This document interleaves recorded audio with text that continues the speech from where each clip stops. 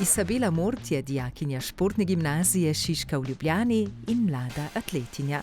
Od rojstva je popolnoma gluha, vendar s pomočjo polževih vsadkov dobro sliši in dobro govori, ter se na prvi pogled po ničemur ne razlikuje od svojih vrstnic.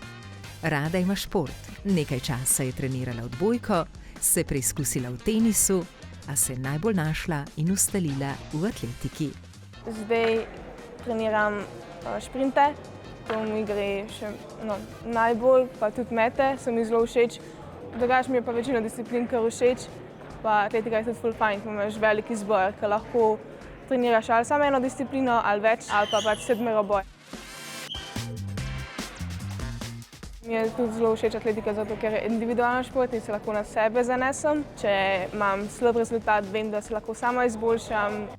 Z nami je 2 leti, v skupine se je super vključila. Punce nekako niti niso opazile, da bi lahko karkoli, kako bi rekla, drugačna. Rada se dokazuje, rada tekmuje, rada ima velike tekme, vedno je pripravljena na nove izzive. Dobro se znajde na tekmah, tako med slišečimi, kot tudi med gluhimi atleti. Najbolj ponosna sem na tisto svetovno prvenstvo za mladince v Tajvanu, ko sem bila poleti, pa sem bila 5. na 100 metrov, torej v finalu. Gluhi tekmovanj ni toliko ful, ampak se vidi malo razlika, da pač večinoma na tekmovanjih kretajo, a ne pa uporabljajo se te svetleči štarti, pač z lučkami. Pa moraš tudi to malo badati, da se pač navadiš na ta reakcijski čas. Ampak ni neke velike razlike, ker sem že tako navajena na tisto pištolo, pač ko moraš štartati. Šport mi je prinesel motivacijo, pa tudi sprostim se, pa na treningih pozabim tudi na kakšne druge probleme, recimo za šolo, pa mi ni treba skrbeti za to, pa se pač fokusiram na trening. Z atletiko sem dobila tudi nekaj novih prijateljev, pa mi je tudi zato ful bolj fajn hoditi na treninge, ker imam tudi kakšno prijateljico, tam pa se pogovarjamo. Posebno ljub je tudi čas preživeti v zavetju doma, kjer se rada prepusti tudi umetniškemu ustvarjanju. Čez teden sem v Ljubljani v domu in imam tam skozi šolo pa treninge in pol je zelo fajn pol priti domov in sem 2 dni lahko doma. Pa sem sama s sabo. Veliko barvam, izrazujem slikce. Vsak teden, če kaj najdem, pa če imam čas, dodatno gor dam. Tako da je tak dolg projekt, da še dokončam steno.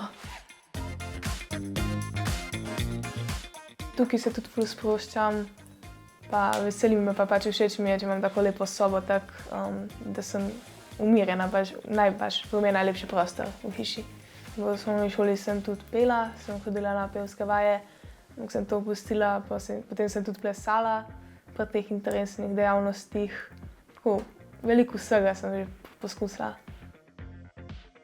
V Izabelini družini se zaradi gluhote niso nikoli omejevali. Gluha sta tako njena starša, kot tudi oba brata. Tako vse svoje življenje pozna svet tišine in svet zvoka, med katerimi lahko izbira sama. Imam občutek, da imam kontrolo nad tem, kar slišim, pa kar ne. Zelo rada poslušam glasbo, ko sem doma, imam na računalniku, imam na zvočnikih čisto na polno glasbo, ker tukaj mi ni treba toliko paziti, koliko je glasno, ker smo itak vsi gluhi tukaj. V šoli ali pa kje imam pa povezano z Bluetoothom, s telefonom. Ja, upam, da moji učitelji tega ne gledajo v šoli, ampak včasih med poukom, ki je res dolg čas, pa si lahko dam glasbo, pa noben ne more vedeti, tako da bi imela slušalke pa aparat v enem.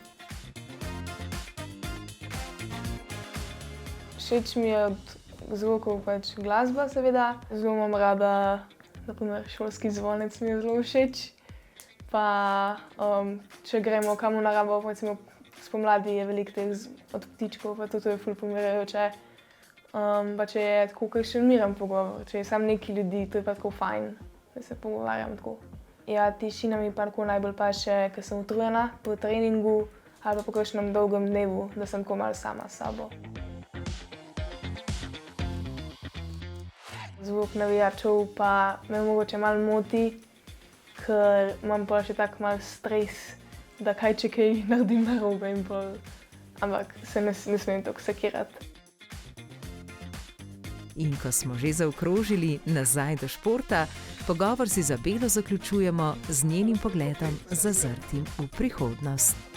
Moji cilji v atletiki so, da izboljšujem svoje osebne rezultate in da pridem v finale na olimpijskih igrah za gluhe, v katerikoli disciplini bom pač tekmovala. Na olimpijado gluhih letos v Tokio zagotovo potuje, saj ima že izpolnjeno normo v teku na 100 metrov. Lepo domače športno priznanje pa je dobila, ko je bila izbrana za najperspektivnejšo mlado parašportnico za leto 2024. Ponosna sem na to in bom še v prihodnosti probala še izboljševati svoje rezultate, da dobim še kakšno priznanje.